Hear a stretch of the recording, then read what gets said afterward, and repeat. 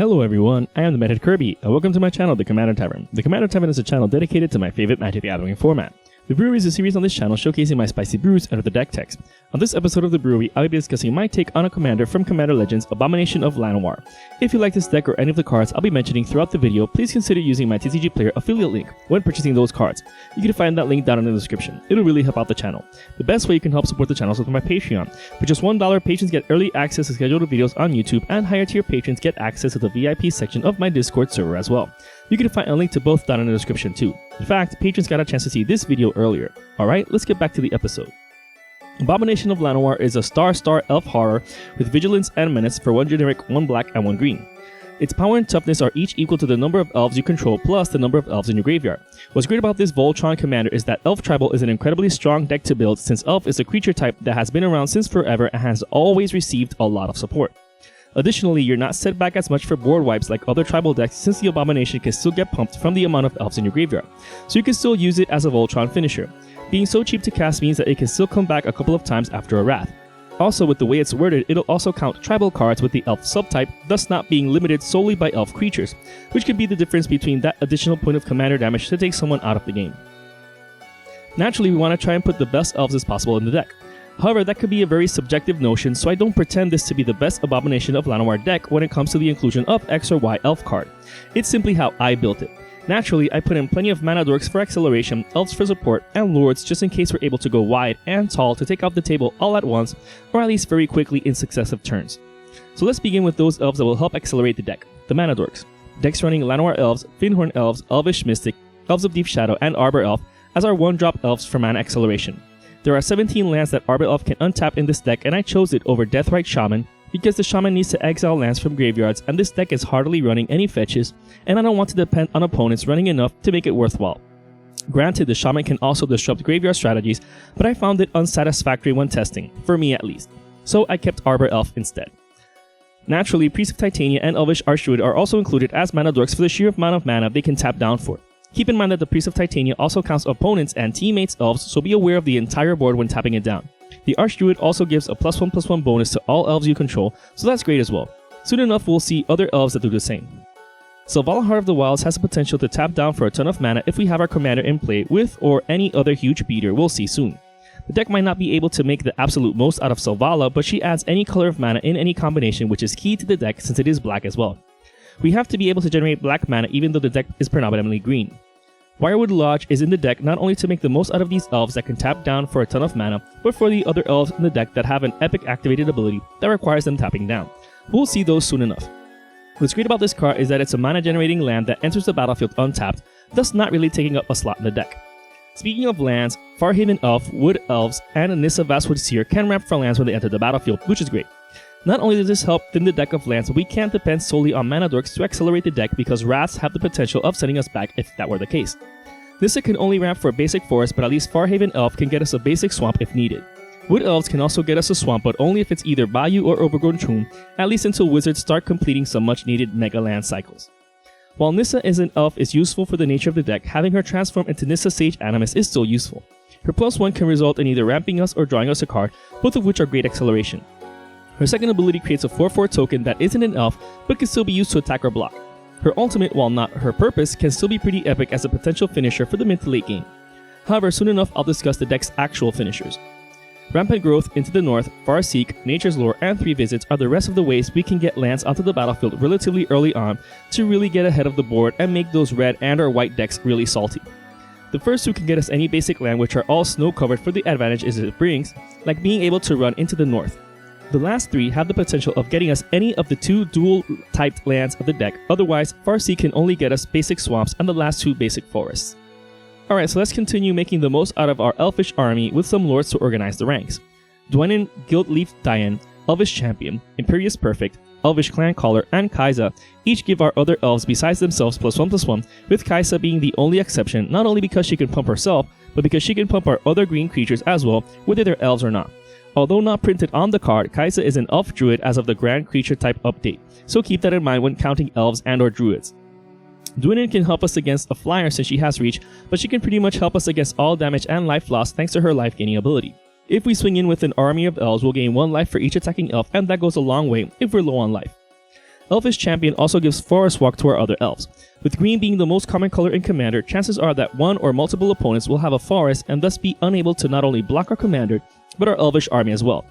Impervious Perfect helps with increasing said army by creating a 1/1 Elf Warrior creature token. Doing this when needed or at the end of the turn before ours to always get an elf goes a long way. Elvish Clan Caller is similar to Kai'Sa in the deck in the sense that it's only in it for the buff. Unfortunately, we can abuse its second ability in a singleton deck, but it does only cost 2 to cast, so we can drop it before our Commander, essentially giving it +2/+2 just by itself. Pride of the Perfect, Obelisk of Earth, and Vanquisher's Banner are more Lord effects, but these come on non-elf permanents. The enchantment is pretty straightforward, giving all of our elves a +2/+0 boost. The artifacts need to have elf be named as the creature type, but that's almost entirely the deck. Since the Obelisk has Convoke, it's even easier to cast here. The banner also has the added bonus of drawing us a card each time we cast an elf creature. Unfortunately, with the way it's worded, it won't trigger off of casting tribal spells. Lissalana Huntmaster and Yeva Nature's Herald are support lords in the sense that, while they don't pump our elves, they synergize with the tribal nature of the deck. The Huntmaster can help things get out of hand really quickly if we cast enough elf spells in a single turn, especially with our Commander on the battlefield. She can make our army grow twice as fast. Keep in mind that with the way her ability is worded, she will trigger off of casting tribal spells too. Yeva can help us be mindful of our turn and our mana. Being able to flash in elves at the end of the step before ours is not only like giving them haste, but we can avoid wraths by not overcommitting to our board state too early. Even though these tribal pump effects do go a long way, it might still not be enough to overwhelm an entire table in one fell swoop. However, if we get a ton more elves on the battlefield with spells like Elvish Promenade and Kindred Summons, then the damage will really add up, potentially enough to win the game. Kindred Summons has a hefty casting cost, but this generates so much mana it doesn't really matter if it can help us win the game. Since we are casting and creating plenty of elves, it has the potential of getting every elf left in our deck right onto the battlefield. If that weren't enough, it's an instant, meaning that we can do this at the end of the turn before ours in order to be able to attack with our elves the next turn, or in response to someone not blocking our Commander in order to pump it even further for the Commander damage kill. Sinking a ton of mana into Genesis Wave can do something similar, but potentially better depending on what we get from it. Resolving a huge Genesis Wave is usually game over anyways, since we're not only able to get creatures onto the battlefield, but artifacts, enchantments, planeswalkers, and even lands as well. Unfortunately, it is at sorcery speed, but either way, it's more than likely going to win us the game that turn. Not only do we care about a ton of elves entering the battlefield at once to pump our Commander, but our plan Bs as well. Heedless One and Marwyn the Nurturer are similar to our Commander in that they get pumped depending on our elves. Unfortunately, Marwyn only gets the +1/+1 counter when an elf enters the battlefield, so getting her out in the late game might not do too much. But getting her out early enough or simultaneously to a bunch of elves entering the battlefield, and she can be quite the beater. It also doesn't hurt that she can tap down for a ton of mana if we need her for that instead. Heedless One doesn't count the elves in our graveyard, but it does count all elves on the battlefield besides ours, and it has trample, so it's going to get through to deal some kind of damage. While our Commander has Vigilance and Menace, it still has the potential of being chump blocked. Speaking of which, Rogue's Passage is included as a potential finisher. Making our Commander or any huge elf unblockable can end an opponent right then and there. It's an effect on a mana generating land that does not enter the battlefield tapped, so it doesn't take up a slot in the deck. We can also make any elf become a huge beater for going tall thanks to Immaculate Magistrate and Timberwatch Elf. So while our Commander, Marwyn, and Heedless One have a built-in way of getting huge, these two elves can make them even larger to get that kill or pump any other elf that got through to potentially eliminate another opponent as well. These elves can go a long way, especially if used on Heedless One or Abomination of Llanowar, thus continuing to make the deck go wide as well as tall. You send the fatties to those with few blockers, and the army to those with more blockers. The Magistrate is clearly the better of the two, since +1/+1 counters is permanent, unlike pumps that last until the end of the turn. Jared Golgari Lichlord can also help us take advantage of fat elves by sacrificing them and having each opponent lose life equal to the sacrificed creature's power. This can go such a long way. If we have enough mana, we can just sacrifice any amount of big elves after an alpha strike to take out any stragglers afterwards. If we're doing this early on to add pressure to the table, our Commander still gets the pump from any elves in the graveyard.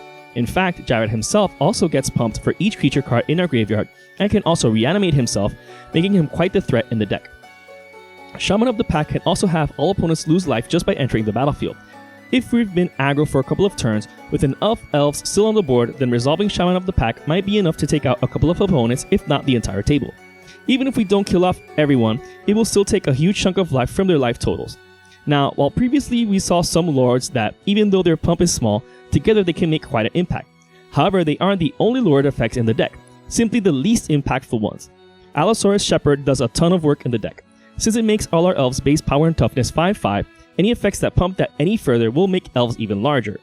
Do keep in mind though that this effect should only be used when going wide, since it will drop Abomination of Llanowar and Heedless One's power and toughness down to 5/5, and that's not what we want them to be at least until end of turn.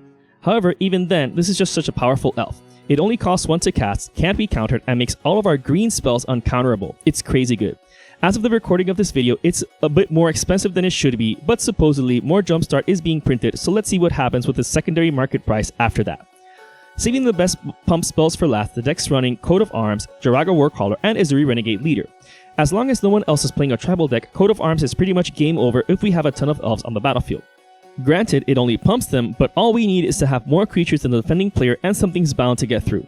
Thankfully, Izuri solves that problem by giving our elves trample as well as a temporary +3/+3 buff, so we can also sink a ton of mana into him and get a ratio of +3/+3 for each 5 mana spent. Not only that, but for 1 green mana, Izuri can regenerate any other elf we control. Jaraga Warcaller is another amazing mana sink. If we sink enough mana into its multi-kicker cost, not only will it enter as a huge beater, but it will make all of our other elves huge beaters as well by pumping them +X/+X, where X is the amount of +1/+1 counters on it.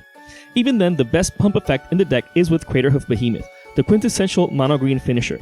Sure, it's not an elf, but the effect is too good to pass up on an aggro deck like this one. It's similar to other effects that pump our creatures for the amount of creatures we control.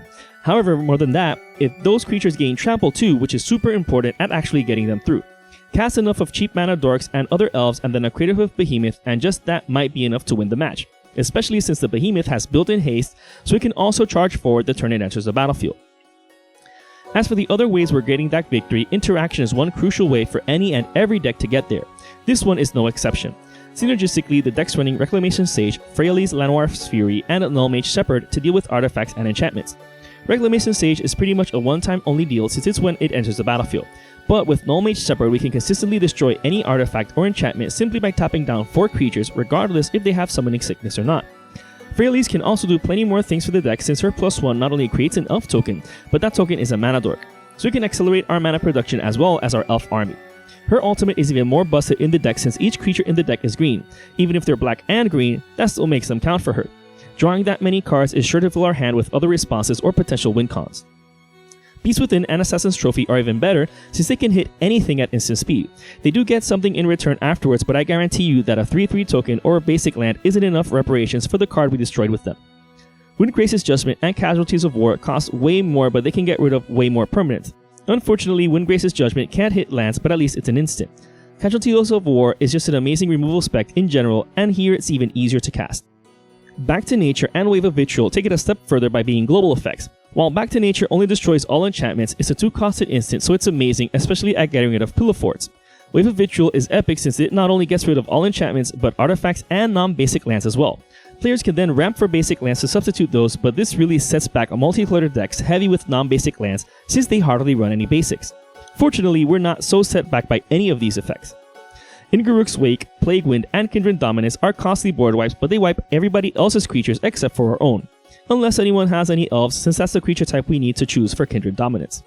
These spells may require a substantial investment in mana, but this deck generates tons of mana, and being able to not only wipe the board but clear the way for our attackers afterwards is pretty much game over. As for protecting our own board from opponents' interaction, Oakstreak Innkeeper can give hexproof to our tapped creatures outside of our turn. So after our turn, any mana dorks we tap for mana or attackers left tapped are protected from targeted effects. Our commander has Vigilance, so it won't be protected here, but that's fine since it's cheap enough to be recast from the command zone plenty of times with this deck. Even if we do lose Elves, Prowess of the Fair helps us replace them with an Elf Warrior token. This helps opponents think twice before casting any board wipe or mass damage spell since we will cover our Elves 1 for 1. So not only will we have Elves in our graveyard, but when we recast our commander, but almost the same amount on the field. Since this enchantment is an elf, it also pumps our commander, so keep that in mind. Every bit of commander damage we can get to an opponent's face is always good. Even though the deck has Heroic Intervention in case we can't afford to have our board state get destroyed. Sometimes opponents might do us a favor by casting a Damnation, Jokel Hops, or Planar Cleansing, since we'll be the only ones with our board state intact since it gives all of our permanents indestructible. The hexproof is just a bonus, honestly. Cavern of Souls not only provides another black mana source for our black elves, but it also allows us to cast any elf without it being countered. Sure, Allosaurus Shepherd does the same thing, but this is a mana generating land that enters the battlefield untapped, so it doesn't take up a slot in the deck. In order to not lose steam, we need to be able to dig through our deck, and there's no better way than straight up drawing a ton of cards. Synergistically, the Great Henge, Guardian Project, and Beast Whisperer can have us drawing tons of cards. The Great Henge and Guardian Project are better than Beast Whisperer since they trigger whenever a non-token creature enters the battlefield, so if we cheated in a bunch of elves thanks to an effect, we will still get to draw the cards. As a bonus, the Henge can tap down for double green while also gaining us 2 life when we do. Now, Beast Whisperer is still a great card here. For one thing, it's an elf, but it will still trigger whenever we cast a creature spell, so it's still going to draw us plenty of cards in a game. Return of the Wild Speaker, Rich Card's Expertise, and Soul's Majesty can also draw us a ton of cards, especially if we have a fat creature on the battlefield first. Thankfully, our command zone contains a potential fatty, but with how the deck pumps creatures and has other fatties, we're bound to draw into a ton of cards. As a bonus, Return of the Wild Speaker can also give us a +3/+3 boost in case we need that extra edge to win us the game. Collective Unconscious and Shamanic Revelation can draw us a ton of cards in this deck too. While the former 3 depend on huge creatures, these 2 depend on a huge board state. Both things very viable in the deck. Being able to resolve and take advantage of any of the 5 epic draw spells, and we can potentially draw into interaction or a route to victory. Shamanic Revelation can also gain us a ton of life if our elves are at least 4 in power. Elvish Harbinger and Growing Rites of Illimak can also dig us through our library, but not by drawing. The Harbinger is an elf tutor that is an elf itself, so that's a plus. It can also tap down for mana, which is a great bonus. But it can be used to tutor for any elf we might need that moment. When the enchantment enters the battlefield, it filters through the top 4 cards of our library for a creature, which is great since it can potentially get us any of the 2 non-elf creatures in the deck. However, it's here mostly for how easily it can transform into Illimak Cradle of the Sun.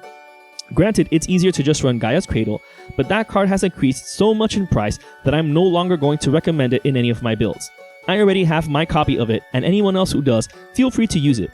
But as of the recording of this video, even the gold bordered version of it, which isn't legal to use in tournaments, is now over $120. At least Illimak is an excellent substitute for it.